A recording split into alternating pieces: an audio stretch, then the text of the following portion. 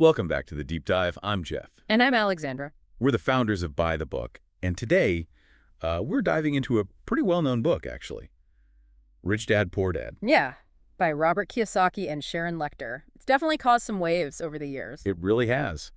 And just a heads up, we are going to get into the main ideas, the core concepts from the book. So if you haven't read it and you're planning to, well, consider this your spoiler warning. Definitely. We've looked at the book itself, obviously, but also some of the, discussion around it. Kiyosaki sets it up using these two father figures. Right. The poor dad, who was his actual dad, educated, government job, but struggled financially. And then the rich dad, his friend Mike's father, who had a totally different philosophy about money and wealth. So that's our mission today, really, to dig into the differences the book highlights between these two mindsets, these two approaches to money. What are the key takeaways? And maybe how could these ideas apply to, how you think about your own financial situation? Exactly. We know you want the important stuff without wading through everything, so we'll try to pull out the biggest nuggets. Let's start with maybe the most famous one. Rule number 1, the rich don't work for money. Okay, yeah. So the book makes this really sharp distinction. There's the usual path: get a job, earn a salary, basically trade your time for cash. The 9 to 5. Right. Versus the rich dad approach, which is about having your money work for you, setting up systems or owning things that generate income sort of independently. It's about getting off that hamster wheel. He talks about the fear-greed trap, doesn't he? Mm-hmm. That's the cycle. The fear of, not having enough money, losing your security. That keeps you showing up for the paycheck. But then there's the greed, or maybe just the desire, for nicer things, more stuff, which means you need that paycheck even more. Exactly. And the book pushes you to think about those feelings, not just react. Instead of just, okay, I'm scared, I need more money, let's work overtime. It suggests pausing and thinking, is there another way? Am I missing an opportunity here? Choose your thoughts, basically. Yeah. Control the emotions, don't let them control you. Didn't they have that early example, the comic book library? You and Mike? Oh, yeah, when we were kids. That was a little business we started. We charged kids admission to read comics. And the key was you didn't have to be there every single second for it to make money, right? Once it was set up. Precisely. That was kind of an early lesson in having something work for you. And that leads directly into the next big rule. Rule 2, the importance of financial literacy. You have to understand money. Okay, and the absolute foundation of that, according to the book, is knowing the difference between an asset and a liability. Simple, but profound. Super simple definition, but yeah, it changes how you look at things. An asset puts money in your pocket. A liability takes money out of your pocket. Right, and this is where it gets controversial for some people, especially with the house example. Oh, definitely.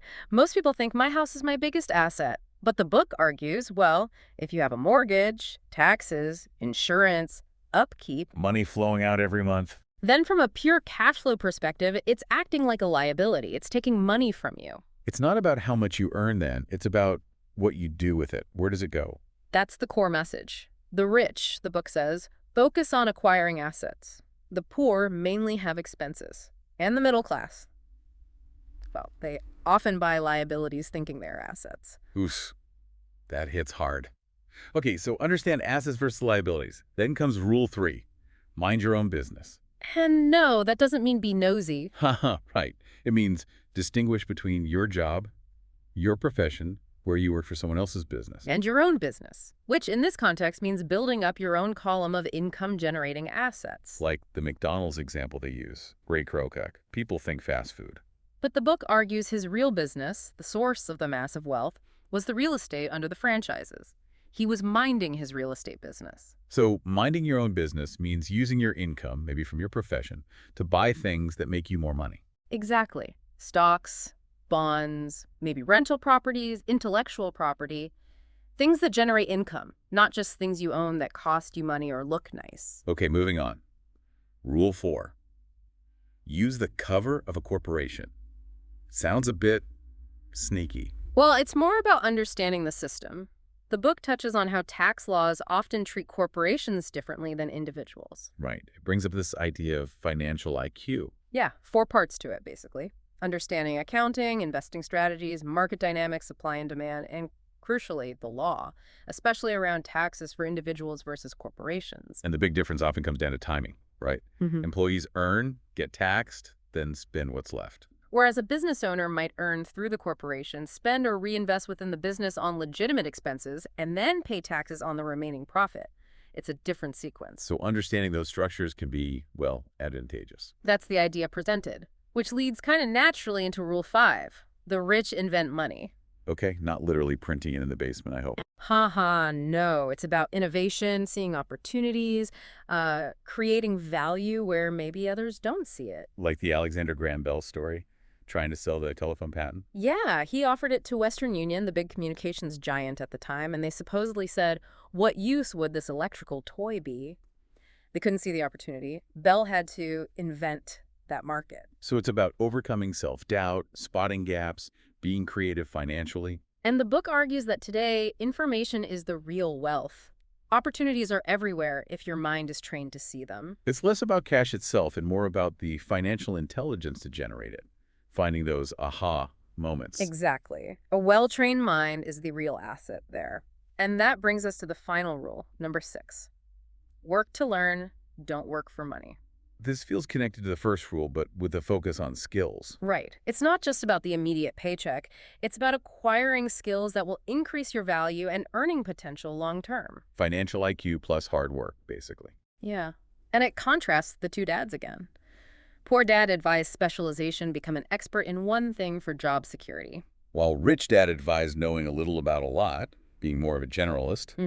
Understanding different aspects of business and money. The idea is that learning, continuous education, is ultimately more valuable than just job security, which can be temporary. What kind of skills are key here? Things like managing cash flow, managing systems, managing people, but also, crucially, communication, and especially sales skills, understanding how to sell yourself, your ideas. Okay.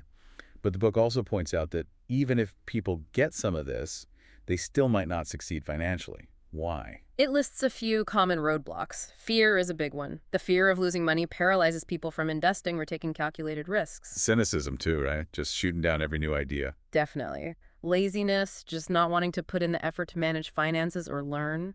Bad habits. Like paying yourself last. Always paying bills first before setting aside anything for assets. Exactly. And arrogance thinking you know it all already and don't need to learn anything new. So it's not just about knowing the rules, it's about overcoming these internal barriers too. For sure. The book encourages being proactive, seeking out new information, finding mentors, even looking at market crashes not as disasters, but maybe as buying opportunities. It really tries to shift your whole perspective. Money isn't just money, it's an idea, a way of thinking. That's a good way to put it. The science of getting rich is partly the science of thinking differently. Okay, so let's quickly recap those core ideas from Rich Dad, Poor Dad we've touched on. 1, have money work for you, don't just work for it. 2, get financially literate, really understand assets versus liabilities. 3, mind your own business, build your asset column. 4, understand how things like corporations and tax laws work. 5, invent money through intelligence and seeing opportunities. And 6, work to learn and gain skills, not just for a paycheck. They seem simple when you list them like that, but putting them into practice requires, like you said, a real shift in thinking. It absolutely does. It's a different framework for looking at wealth creation. Now, we should mention, this book isn't without its critics.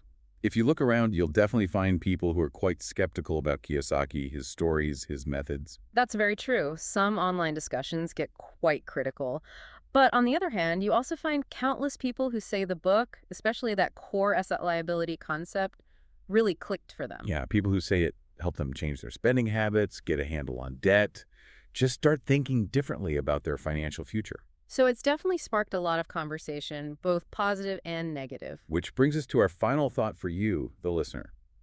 Taking all this in the principles from the book, the discussions around it, what's maybe one small thing you could do, starting now, to think or act differently with your own finances. And really mull this over. What does having money work for you actually look like in your life right now? What could that mean for you specifically?